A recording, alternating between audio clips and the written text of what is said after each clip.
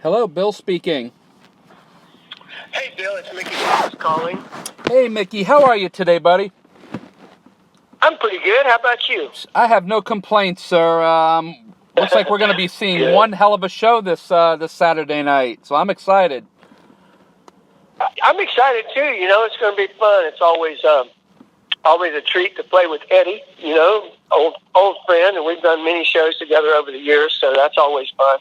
Wonderful. I want to thank you so much for taking the time and having the consideration to do a quick interview with us. Sure. All right. Well, I wanted to ask you, growing up as a kid, a lot of us, were like, we want to be a police officer, we want to be an astronaut, things like that. Did you know at a young age that you wanted to be an entertainer? Well, not at a real young age. The first thing I can remember wanting to be was, I wanted to be an archaeologist, I think, was, my youngest memory. That's pretty good. When I was a little kid, yeah. And then, of course, when I was about 14, the Beatles came along. Mm-hmm. And then, so I got, like most people my age, I became a huge Beatles fan. And then I was fortunate enough to go and see the Beatles perform in 1965. Wow. With my group of my best friends. And so after that, we decided, hey, this is pretty cool. We need to do this. So I started my first high school band when I was 15 years old. But, I never really, even then, of course, I never thought that it would be something that I would be doing as a career, Mm-hmm. For the rest of my life. It was mostly just a kind of a way to get girls to notice you, really, more than anything else. And then, but then, one thing led to another, and I got a few lucky breaks along the way and got to come to California and hook up with Elvin Bishop and, joined the Elvin Bishop band. And then 1975, recorded Fooled Around and Fell in Love. And then, the rest is history, as they say. Now, growing up, besides the Beatles, who were some of the bands that you were listening to that may have helped shape your musical style? Well, after the initial British invasion, it was the Beatles, the Stones, the Kinks, and all those kind of bands, and the Animals. But then, once I got into music, I started to gravitate towards soul music. A lot of the great soul singers of the 60s, but, growing up in the Deep South, and soul music was real popular. And so I started really trying to emulate, Otis and Wilson Pickett and Sam and Dave and Sam Cooke and Aretha and, all those kind of great singers. And that was probably helped me more than anything to form my own personal style. Mm. Now, your voice is your instrument, basically. Do you do anything to maintain your vocals? Well, I don't do anything hardcore,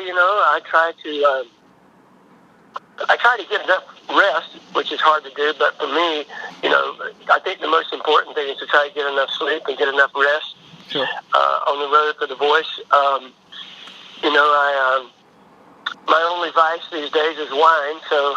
Oh, that's not bad. That's actually pretty healthy compared to some of the stuff out there. I drink a lot of Chardonnay, but other than that, I try to avoid any kind of other irritants or anything like that for the voice. And I'll warm up a little bit. Steam showers are real good on the road, and then I'll do a few exercises sometimes before the show. Now, do you play any musical instruments? I play guitar a little bit, I'm a strummer. I know a few chords, and not much of a lead player, but I can strum a few chords. So you're saying you're self-taught on the guitar then? Yeah. Uh-huh. Good. Now, I don't know what Starship's relationship is with Jefferson Starship. There's a lot of bands out there today. For example, like Styx. There's two versions of it. The Temptations, you have two versions. And now we have Starship and Jefferson Starship. And of course, Grace used to, came out. Nothing's Gonna Stop Us Now. Her voice is on there. What is Starship's relationship with Jefferson Starship, if there's any? Is it a good one or is it not good? Well, the whole thing's been kind of an evolution. Mm-hmm. The Jefferson Airplane evolved into the Jefferson Starship, and the Jefferson Starship evolved into the Starship. Yeah. So I've continued, and I was in the Jefferson Starship, and was part of that transition from the Jefferson Starship to the Starship, Mm-hmm. and then I just kind of carried on that. A few years ago, some former members of the Jefferson Starship got together and decided they would reform the Jefferson Starship. That was, Paul Kantner and David Freiberg. And, Sure. and since then, Kantner passed away last year. It's been almost exactly a year, actually. And then so the Jefferson Starship has carried on without Paul Kantner, but I'm not really sure, how much they're working or, how much they're doing, and I don't really have that much connection with them. Mm. So it's really just at this point kind of two separate entities. Mm. Now, throughout your career, I'm sure you've seen some crazy things. Do you have a favorite memory from a concert that you like to share? Something outrageous? Probably one of the things that has made one of the biggest impressions on me was when we played the Reading Festival in England back in the late 80s. And it's like a 3-day festival, and it's out in the English countryside, and it gets to be pretty chilly and pretty damp, and people are camping out for 3 days and building bonfires and drinking a lot of ginger beer. Wow. And the ginger beer is sold in like these plastic liters, containers, and somehow over the course of the years of this festival, somebody got the idea of after drinking all of this ginger beer, you could relieve yourself back into the same plastic bottle that you drank the beer out of. Yeah. and then somebody got the brilliant idea of like punching holes in the bottle, and then throwing these bottles of piss, helicoptering them over the stage. Oh no. And so we were kind of warned about that, but you never really fully know what to expect until you get there, and then you're faced with this. Oh my God. So probably like hundreds of plastic bottles of urine flying over your head on the stage was one of the more enduring memories that I have. That's pretty wild, I got to tell you. I've heard some things that's pretty strange.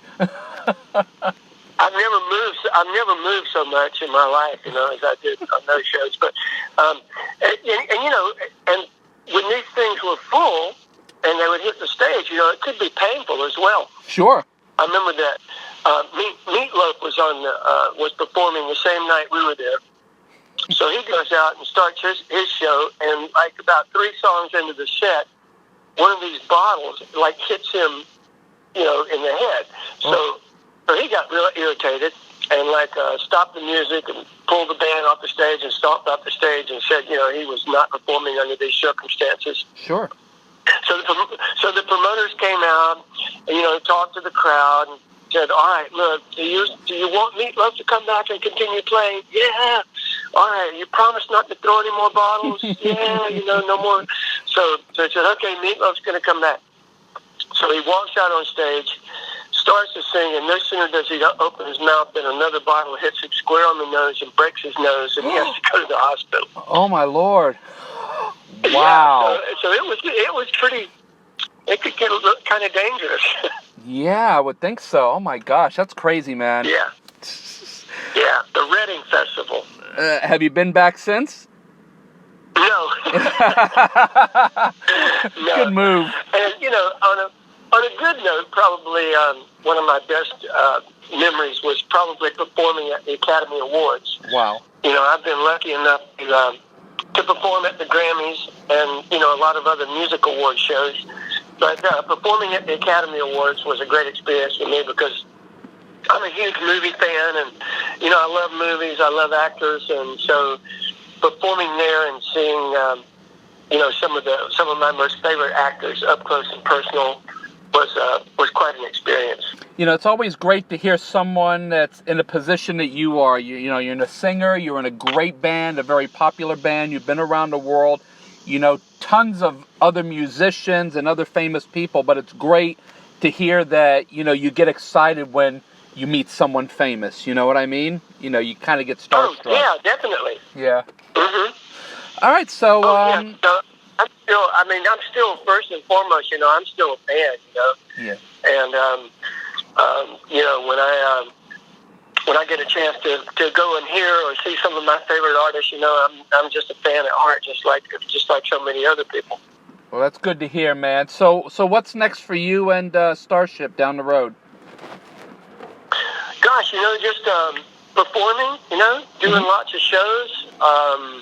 We got a busy year coming up this year, and we'll probably do about 75 or 80 shows this year, all in America and all over the world. And I'm just looking forward to just carrying on with that. I'm still hoping that maybe this year I'm going to maybe record a Christmas album, which is something I've always wanted to do and never gotten around to doing it. So I'm going to try to get that done this year as well. Wonderful. Well, we look forward to it. Mickey, I want to thank you so much. You're a real gentleman. I appreciate your time and consideration. And I've seen Jefferson Starship before. I've never seen Starship, and very excited. And as a matter of fact, when I hang up with you, I'm calling Eddie.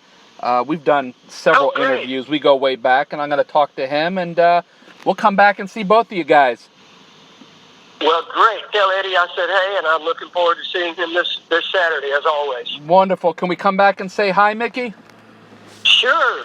Please do. Wonderful. I look forward to it. Safe travels to you and the band on the road, and we'll see you Saturday. Thank you, Bill. Appreciate it. Pleasure, buddy. Take care. Hey, take care. Bye-bye. Bye.